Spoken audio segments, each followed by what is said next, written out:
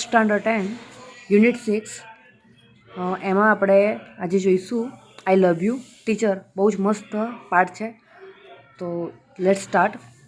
Helen Keller become deaf and blind when she was very young. અહીંયા આગળ Helen Keller નામની જે એક છોકરી છે એની વાત થઈ રહી છે. એ કેવી છે તો એ ડેફ એન્ડ બ્લાઇન્ડ બહેરી છે અને આંધળી છે. When she was very young, જ્યારે ખૂબ જ નાની હતી ત્યારથી જ એ આંધળી છે અને બેરી છે, મતલબ સાંભળી પણ નથી શકતી અને જોઈ પણ નથી શકતી. Since she was deaf she did not learn to speak. એ બહેરી હતી એના કારણે એ બોલતા પણ શીખી નથી, કેમ કે એને કંઈક શબ્દો કોઈ સંભળાતા જ નથી તો એ એને ઉચ્ચાર કરી શકે, બોલી શકે. સો હર પેરેન્ટ્સ વર એક્સ્ટ્રીમલી વરીડ. એટલે આના જ આ કારણથી એના જે માતા પિતા છે એના માટે ખૂબ જ ચિંતાતુર છે. Then they found Miss Sullivan a teacher for the deaf and blind. એના પછી એમના મમ્મી પપ્પાને ખૂબ ઈચ્છા હતી કે જે હેલન કેલન છે એ બોલતા શીખી જાય, એને અંદર કંઈક ઇમ્પ્રુવમેન્ટ આવે, એટલે એના માટે એક ટીચર શોધ્યા છે, મિસ સુલિવાન, જે આંધળા છે અને બહેરા છે એ લોકોને ભણાવે છે. That change the Helen's life. અને એ મિસ સુલિવાનના કારણે હેલનની જે લાઈફ છે, જે જીવન છે એ બદલવા લાગે છે. Here is an account of the turning points in her life in her oven words. અને એ ટીચરના કારણે એના જીવનમાં શું બદલાવ આવ્યા એ અહીંયા આગળ બતાવેલા છે. તો આપણે જોઈ લઈએ કે શું ફરક પડ્યો, શું મિસ સુલિવાનના કારણે હેલન કેલરની જિંદગીમાં શું ચેન્જીસ થયા. So let start. I still remember that morning of the year 1887. Helen Keller કહે છે કે આઈ સ્ટીલ રિમેમ્બર, મને હજુ પણ યાદ છે એ દિવસની એક સવાર, 1887ની એ સવાર. I was just 7 years of age then, જ્યારે હું ફક્ત 7 વર્ષની હતી. My teacher Anne Sullivan come to our house that day. અને જે મારા ટીચર છે એન સુલિવાન એ દિવસે ફર્સ્ટ ટાઈમ મારા ઘરે આવ્યા હતા. Next day she led me into her room. બીજા દિવસે એ મને એમના રૂમમાં લઈ ગયા હતા. And gave me a doll. અને મને એક ઢીંગલી આપી હતી. I played with it for a while. અને થોડી વાર માટે હું એની જોડે રમી પણ હતી. Then Miss Sullivan made some finger movements on my palm. અને એના પછી મિસ સુલિવાને મારી હથેળી ઉપર, મારું જે પ્લામ, મારી જે હથેળી છે એના ઉપર એમની ફિંગરથી, એમની આંગળીથી કંઈક મુવમેન્ટ કરી. It was an exciting experience. અને એ જે અનુભવ હતો મારો એ ખૂબ જ અદ્ભુત હતો, એક એક્સાઇટિંગ એક્સપિરિયન્સ હતો મારો. I got interested in that play. મને એ જે રમત હતી એમાં મને મજા આવવા લાગી, મને આનંદ આવવા લાગ્યો. And started imitating the movement she made with her finger. અને જેમ એ મારા હાથમાં આંગળી ફેરવીને કંઈક મુવમેન્ટ કરતા હતા, હું પણ એમની નકલ કરવા લાગી અને મેં પણ એવી રીતે એમના હાથમાં એવી રીતે નકલ કરવાનું શરૂ કર્યું. When I finally succeeded in doing that correctly. અને ધીરે ધીરે જેમ સમય વીત્યો એમ હું એમાં સફળ થઈ ગઈ એ મુવમેન્ટ કરવામાં, અને હું એ કરેક્ટ કરવા લાગી. I was thrilled. હવે મને એ વસ્તુ કરવામાં એક મજા આવી રહી હતી. હું શું કરતી, I didn't know that I was spelling doll. પણ મને એ વખતે એવો ખ્યાલ નહોતો કે કોઈ રમત નથી, પણ હું એમના હાથમાં એક સ્પેલિંગ લખી રહી છું, જે છે DOLL, ડોલ. એટલે કે એને જે એ વસ્તુ જોડે રમી રહી હતી, જે ઢીંગલી જોડે રમી રહી હતી, હવે એને ખબર પડી ગઈ કે એને શું કહેવાય, એનું સ્પેલિંગ શું થાય. આમ ધીરે ધીરે એ રીએ શીખી રહી હતી. સમ ડે લેટર, થોડાક દિવસો પછી, we were walking in our garden. અમે અમારા બગીચામાં ફરી રહ્યા હતા. Suddenly my teacher put my hand under the water tap. અચાનક જ મારા જે ટીચર છે એમને મારો હાથ વોટર ટેપ, જે આપણે કહીએ ને પાણીનો નળ, એના નીચે રાખી દીધો. As the cool flow of water run over one hand. અને તરત જે નળના અંદરથી જે ઠંડો ઠંડો જે પાણીનો ફુવારો આવી રહ્યો હતો એ મારા હાથ ઉપર પડી રહ્યો હતો. નળમાંથી જે પાણી પડી રહ્યું હતું મારા હાથ ઉપર પડી રહ્યું હતું. શી સ્પેલ્ડ. અને એમને ઉચ્ચાર કર્યો WATER, વોટર ઓન માય અધર પ્લામ. અને મારા બીજા જે એક હાથ તો એનો પાણી નીચે હતો અને બીજા હાથની હથેળી ઉપર એ લખે છે કે WATER. અને એમ કે એને વોટર કહેવાય. We played this game every day. અને આ જે ગેમ છે એ દરરોજ રમતા. Touching different object. અને જેમ એ મને ડેલી અલગ અલગ વસ્તુને ટચ કરાવતા અને પછી એનું સ્પેલિંગ મારી હથેળી પર લખતા. It awaked my soul. અને આ છે એના કારણે મારું જે મારી જે આત્મા છે એ પણ હવે જાગૃત થઈ ગઈ હતી. મને આ વસ્તુ ગમતી હતી. ધીરે ધીરે હું બધું શીખી રહી હતી. I come to know that everything had a name. અને ધીરે ધીરે મને ખબર પડવા લાગી કે તમામ દુનિયાના અંદર જેટલી પણ વસ્તુ છે એ બધાનું એક નામ તો છે જ. Now each name gave birth to a new thought. અને જે એક નવું નામ છે એ એક નવા વિચારને જન્મ આપે છે. Every object I touch the seems two throw with life. જે પણ ઓબ્જેક્ટ હતા, જે વસ્તુઓ હતી જેને હું ટચ કરી હતી એ મારા જીવનને અસર કરી હતી. અને જે બી હું કોઈ વસ્તુને ટચ કરતી હતી એ થ્રોપ વિથ લાઈફ. એ મારા જીવનના ધબકારા હતા. હું કંઈક શીખી રહી હતી નવું. અલ્લાહ, I was connected with the world through all the words. અને હવે હું ધીરે ધીરે દુનિયાથી કનેક્ટ થઈ રહી હતી. શાના કારણે? તો શબ્દોની મદદથી. હવે મને જે હું દુનિયામાં જીવી રહી હતી એ દુનિયામાંથી મને હવે ઓળખાણ પડવા લાગી હતી. Miss Sullivan used to take me to long walks every morning. Miss Sullivan હતા એ દરરોજ સવારે એને ચાલવા લઈ જતા દૂર સુધી. I had a lot of question to ask. મારે એમને ઘણા બધા પ્રશ્નો પૂછવા હતા, ઘણા બધા પ્રશ્નો પૂછવા માટે હતા. I would write something on her palm and in turn she was talk into my palm as people talk into a baby's ear. અને પછી જ્યારે મારે એમને કંઈ પૂછવું હોય તો હું જે પણ મારે કંઈ પૂછવું હોય તો હું એમને શું કરતી, એમની જે હથેળી ઉપર હતી ત્યાં લખી દેતી અને રિટર્નમાં એમને મને જે આન્સર કરવો હોય કે જે કંઈ કહેવું હોય એ પણ મારી હથેળીમાં લખી દેતા.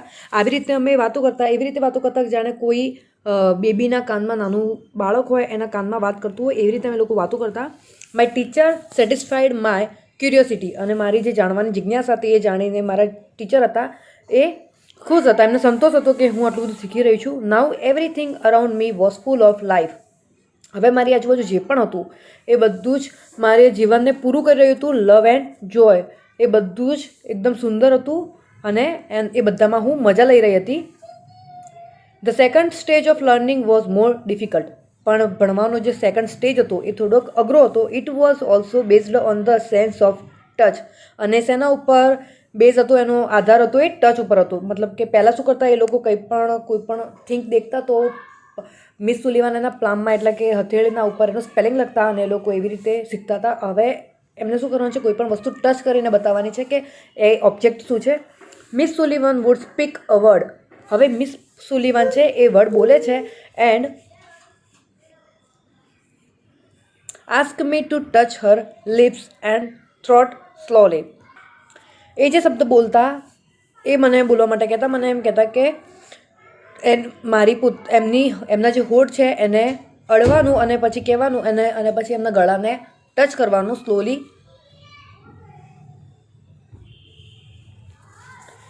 મિસ સુલિવાન કોઈ શબ્દ બોલતા અને પછી હેલન કેલનને કહેતા કે તું એમના હોઠ અને એમનો જે ગળાનો ભાગ છે ત્યાં આગળ ટચ કરીને કહે કે એ કયો શબ્દ બોલે છે. કેમ કે આપણે હોઠ જેમ હલતા હોય એમ આપણે અંદાજો લગાડી શકીએ ને કે કયો શબ્દ નીકળે છે. અને જેમ આપણે કંઈક બોલતા હોય તો આપણા ગળા ઉપર હાથ રાખજો, કોઈ વાર આપણને અંદરથી ધ્રુજારી આવશે. તો બસ એ વસ્તુ પરથી એને અનુમાન કરવાનું છે કે એ કયા શબ્દો બોલી રહ્યા છે. I learn to speak through the movements of the lips and the vibration in the throat. અને આવી જ રીતે ગળાનું જે વાઇબ્રેશન, ગળાની ધ્રુજારી અને લિપ્સના મૂવમેન્ટના કારણે હું ધીમે ધીમે બોલતા પણ શીખવા લાગી.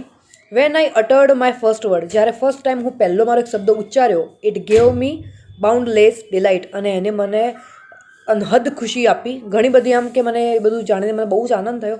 નાઉ I started talking with my toys, stones, trees, birds in the garden. હવે હું વાતો કરવાનું શરૂ કરી રહી હતી. કોની સાથે? તો વિથ માય ટોયસ, મારા રમકડા સાથે, સ્ટોન્સ, પથ્થરો સાથે, ટ્રીઝ, ઝાડ સાથે, એન્ડ બર્ડ્સ એટલે કે પક્ષીઓ સાથે હવે હું વાતો કરી રહી હતી. I felt amazed and delighted as my sister run to me when I called her. અને જ્યારે હું મારી બેનને બોલાવતી અને દોડીને મારા જોડે આવતી ત્યારે મને વધારે ખુશી થતી. મને એમ આશ્ચર્ય થતું કે એક જ મૂમે જે છોકરી બોલી નથી શકતી હવે બોલતા શીખી ગઈ છે અને એની બેનને બોલાવે છે અને બેન એની અવાજ સાંભળીને ત્યાં આવે પણ છે. And my dog obeyed my command. અને હું જે પણ કમાન્ડ કરતી હતી મારા ડોગને એ એમની આજ્ઞાનું પાલન પણ કરતા હતા. I was able to speak. હવે હું બોલવામાં સક્ષમ હતી, હું બોલી શકતી હતી. It was a miracle. અને આ એક ચમત્કારથી કંઈ ઓછું નહોતું. આ એક ચમત્કાર હતો કે હું બોલતા પણ શીખી ગઈ હતી. When I studied seriously. અને જ્યારે હવે હું ભણવામાં થોડી સિરિયસ થઈ ગઈ હતી, હું સારી રીતે ભણવા લાગી. It seems the more like play than work. એમ ધીમે ધીમે એ અભ્યાસ હતો એ મારા કરતાં રમત કરતાં પણ હવે વધારે કામ જેવો થઈ ગયો હતો. પહેલાં એ શું કરતી હતી, રમતા રમતા શીખતી હતી. પણ જેમ જેમ એમાં ઇન્ટરેસ્ટ લેવા લાગી, એના પ્રત્યે વધારે સિરિયસ થવા લાગી, એમ એની જે અભ્યાસ હતો એ એને રમવા કરતાં હવે એના માટે કામ જેવું થઈ ગયું હતું. વેન એવર એનીથિંગ ડિલાઇટેડ ઓર ઇન્ટરેસ્ટેડ મી. કંઈ પણ એના માટે જે ખુશી આપતું હોય કે એને આકર્ષતું હોય એવું કંઈ પણ, Miss Sullivan would talk about that as if she were a little girl herself. એ બધું જ મિસ સુલિવાન એને એવી રીતે સમજાવતા કે એવી રીતે બતાવતા જાણે નાની છોકરી હોય, પોતે પણ એક નાની છોકરી હોય એવી રીતે એને સમજાવતા હતા. She taught subject like science by making its so interesting that I remembered everything.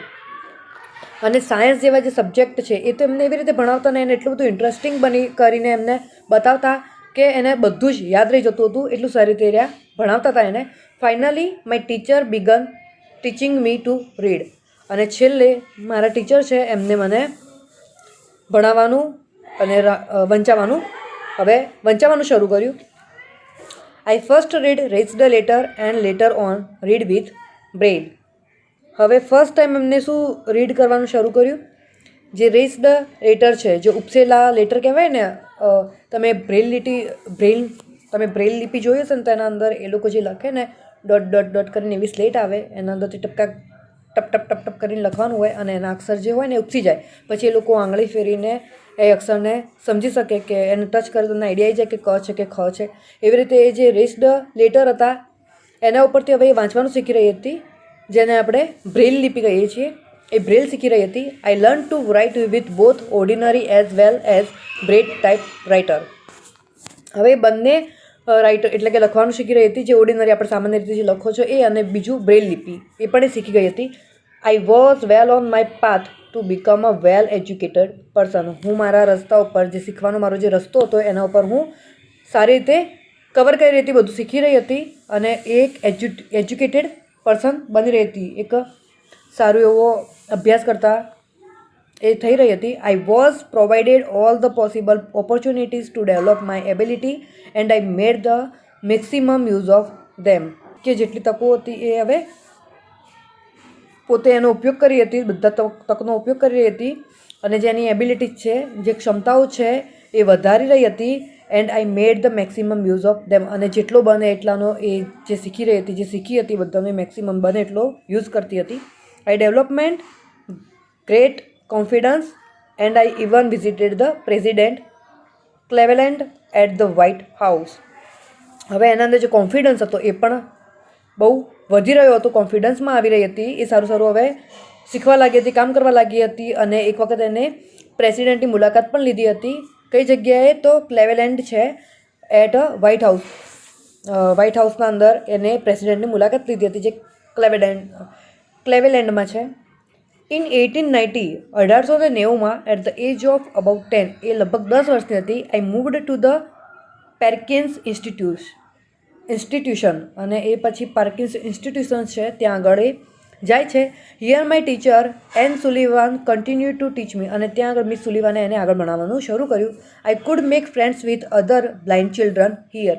અને હવે ત્યાં આગળ નવા ફ્રેન્ડ્સ પણ બની રહ્યા હતા, જે બ્લાઇન્ડ હતા, આંધળા હતા, દેખી નહોતા શકતા.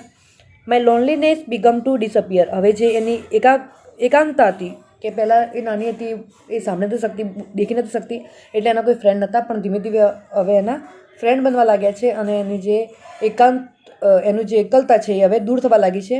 And my progress of learning improve quite well. અને એની જે હવે શીખવાની જે પદ્ધતિ હતી, જે પ્રક્રિયા હતી, હવે વધારે સારી થઈ રહી છે, એ સારી રીતે શીખી રહી છે. આઈ લર્ન્ડ લેટિન. હવે એ નવી ભાષાઓ શીખી રહી છે, જેમ કે લેટિન, જર્મન એન્ડ એરિથમેટિક. આ ત્રણ લેંગ્વેજ હવે એ શીખવા લાગી છે. ઇન 1896, હવે 1896 I moved on the Cambridge School for Young Lady in Massachusetts. અને હવે એ આગળ ભણવા માટે ક્યાં જાય છે? કેમ્બ્રિજ સ્કૂલના અંદર જાય છે ફોર યંગ લેડી ઇન મેસેચ્યુસેટ. જ્યારે એક યુવાન છોકરી થઈ ગઈ છે અને મેસેચ્યુસેટમાં ભણવા જાય છે. This was really a great achievement for a lady like me. અને આ એના જેવી જે સ્ત્રીઓ છે એના માટે એક સારી એવી અચીવમેન્ટ કહેવાય, પ્રગતિ કહેવાય. Who was blind. જે લેડી બ્લાઇન્ડ છે એટલે કે અંધ છે, ડેફ એટલે કે બહેરા છે, and could barely produce sound for communication. અને આમ ભાગ્યે જ એ સારા એવા અવાજ ઉત્પન્ન કરી શકે છે બોલવા માટે, વાતો કરવા માટે. એવી સ્ત્રી માટે અહીંયા સુધી પહોંચવું એક સારી એવી અચીવમેન્ટ કહેવાય. I began writing poems and stories. હવે એ પોયમ્સ એટલે કે કવિતાઓ અને સ્ટોરીઝ લખવાનું શરૂ કરી ચૂકી હતી. Shortly before my examination. એની જે એની પરીક્ષા હતી એના પહેલાં જ આઈ લોસ્ટ માય ફાધર. એના થોડાક ટાઈમ પહેલાં જ એ પોતાના પિતાને ગુમાવે છે. ઓલ ધો ઇમોશન્સ ડિસ્ટર્બડ. અને એના પપ્પાને ગુમાવ્યા પછી એના જે ઇમોશન્સ છે, એમની જે લાગણીઓ છે એ બધી ડિસ્ટર્બ થઈ જાય છે. મતલબ કે આપણી એક્ઝામ આવવાની હોય અને આપણી જોડે આવું કંઈક થઈ જાય તો આપણું માઇન્ડ આખું ડિસ્ટર્બ થઈ જાય. આપણે સારી રીતે ભણી શકીએ નહીં, વાંચી શકીએ નહીં, આપણા મગજમાં એ જ બધી વસ્તુ ફર્યા કરતી હોય. I did my best in the examination, છતાં પણ એને એની પોતાની પૂરી મહેનત કરી અને પરીક્ષામાં એને સારું એવું એને ટ્રાય કર્યો.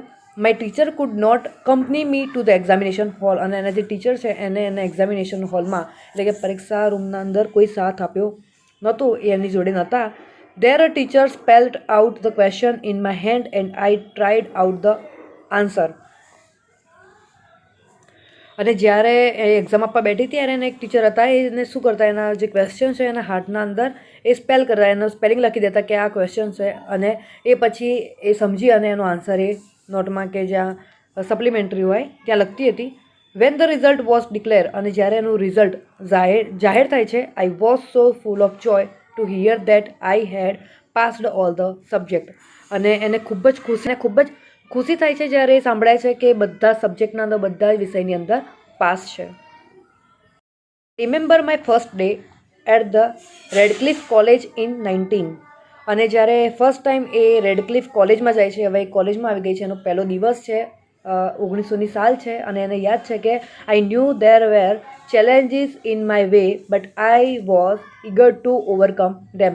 અને એ સમયે એની સામે આગળ વધવા માટે ઘણા બધા ચેલેન્જીસ હતા, પણ એ આતુર હતી અને એ બધાને એ પાર કરી ચૂકી હતી. બધા ચેલેન્જ એ એક્સેપ્ટ કરતી હતી અને એમાંથી નીકળવાનો એનો સારો એવો પ્રયત્ન કરતી હતી. The professors looked far away as if they were speaking through a telephone. હવે જ્યારે કોલેજમાં જાય છે ત્યારની વાત કરી રહી છે કે મને યાદ છે કે ત્યાં જે પ્રોફેસર હતા એ જ્યારે બોલતા હતા ત્યારે એવું લાગે કે કંઈ ટેલિફોનમાં વાત કરી રહ્યા હોય, એટલું દૂરથી એમનો અવાજ આવતો. આપણે જોઈએ છીએ કે આપણે કોલેજમાં તમે જશો ને તો ત્યાં આગળ જે કોલેજના રૂમ હોય છે ને બહુ મોટા થિયેટર જેવા હોય, એટલે તમે બેઠા હોય ને તમે સામે પ્રોફેસર બોલતા હોય ને માઇકમાં, તો તમને એવું જ લાગે કે જાણે કોઈ તમે ટેલિફોન પર વાત કરી રહ્યા હોય, એને એવો અનુભવ થાય છે. The lectures were spelled into my plans as rapidly as possible. જે લેક્ચર્સ લેવાતા એના જે સ્પેલિંગ્સ છે એ એની હથેળીમાં લખવામાં આવતા, તરત જેટલું શક્ય બને એટલું એ ફટાફટ ત્યાં આગળ લખી દેતી, જેથી એને ખબર પડે. I would note down whatever I remember when I went back home. અને જ્યારે ઘરે પાછી ફરતી ત્યારે એને લેક્ચરમાં જે પણ કંઈ યાદ હોય એ બધું જે નોટ ડાઉન એટલે કે તરત જ ઘરે આવીને નોટમાં ઉતારી દેતી હતી. Here I began to write about my life. અને અહીંથી એને એની પોતાની જિંદગી માટે લખવાનું શરૂ કર્યું. હવે અહીંથી એને પોતાના જીવન ઉપર લખવાનું શરૂ કર્યું. I wrote the story both in Braille and on a normal typewriter. અને એની પોતાની જે સ્ટોરી છે એ બ્રેલ લિપિમાં પણ લખી અને નોર્મલ આપણી જે ભાષા છે, આપણે જે નોર્મલ જે લેંગ્વેજ છે એના અંદર પણ એને લખવાનું શરૂ કર્યું. The story of my life was edited by John Macy. અને એની જે સ્ટોરી હતી એ જોન મેસી દ્વારા એડિટ કરવામાં આવી. The writing was published in a magazine in 1903. અને જ્યારે એને પોતાના જીવન ઉપર જે સ્ટોરી લખી હતી, જે લખવાનું શરૂ કર્યું હતું, એ પબ્લિશ કરવામાં આવ્યું મેગેઝિનની અંદર 1903ની અંદર. And I was pad four it. અને એ બદલ એને કિંમત પણ ચૂકવવામાં આવી. એને સામે એડિટ કર્યું અને મેગેઝિનમાં છાપવામાં આવ્યું, એટલે એ લોકો તરફથી એને થોડાક પૈસા પણ આપવામાં આવ્યા. We the blind are an indebted to Louis Braille as mankind is to Gutenberg. We the blind, અમે જે પણ અંધ લોકો છીએ, are the indebted to Louis Braille. અને લુઈસ બ્રેલ છે જેમને બ્રેલ લિપિની શોધ કરી છે, એમના આભારી છીએ. As mankind is to Gutenberg. જેવી રીતે જે માણસો છે એ ગટરબર્ગના આભારી છે, એવી જ રીતે અમે લોકો લુઈસ બ્રેલના આભારી છીએ કે એમને બ્રેલ લિપિની શોધ કરી. On 18th June 1904 I graduated from the Radcliffe college. અને 28 જૂન 1904માં એને રેડક્લિફ કોલેજમાંથી એ ગ્રેજ્યુએશન મેળવીને એ બહાર નીકળી. આઈ felt proud that I become the first deaf blind person to earn a bachelor of arts college. અને એને જ્યારે એ કોલેજમાંથી બહાર નીકળે છે ત્યારે એ ગર્વ અનુભવે છે.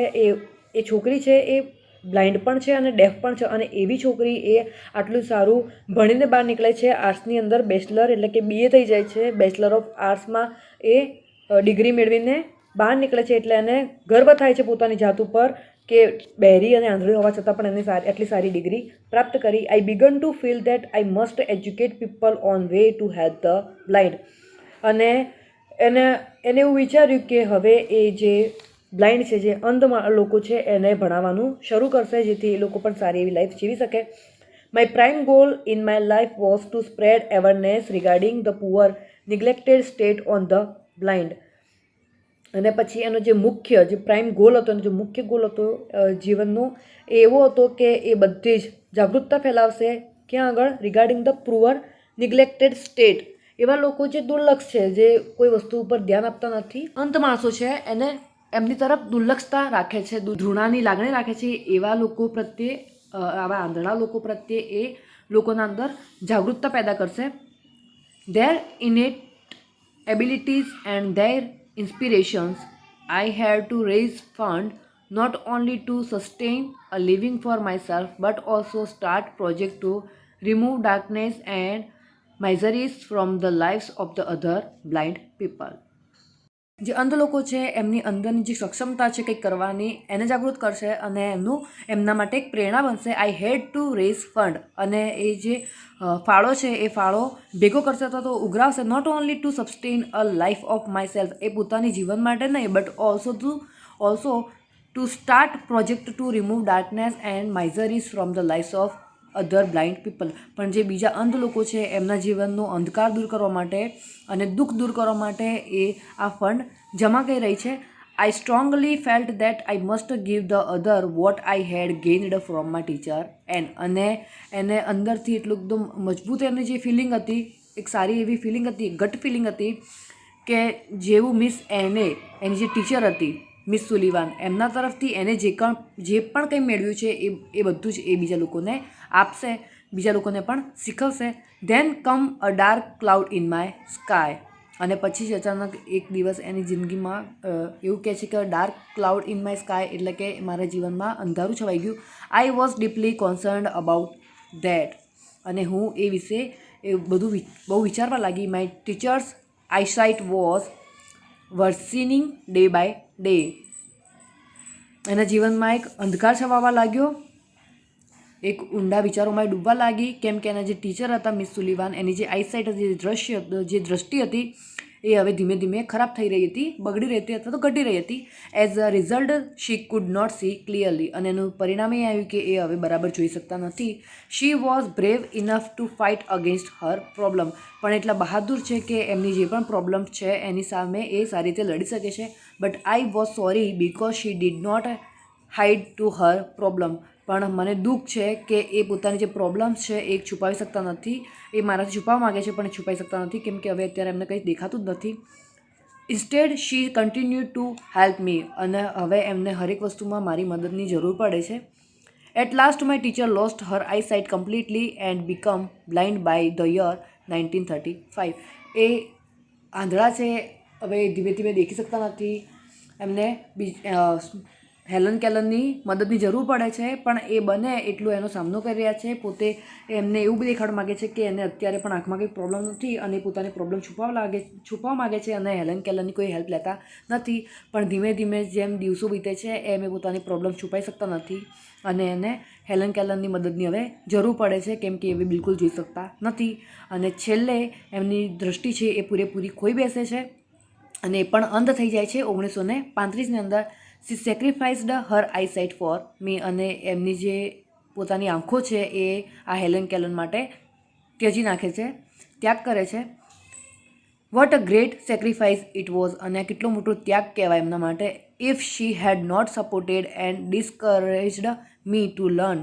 જો એમને મને સપોર્ટ ના કર્યો હોત ને મને ભણવા માટે ઇન્કરેજ એટલે કે હિંમત ના આપી હોત, મને પ્રેરણા ના આપી હોત, I would not have enjoyed the beauty of the world. તો હું આ દુનિયાની જે બ્યુટી છે એ ક્યારે પણ એન્જોય ના કરી શકતી, એની મજા ના લઈ શકતી. I can not think myself apart from Har.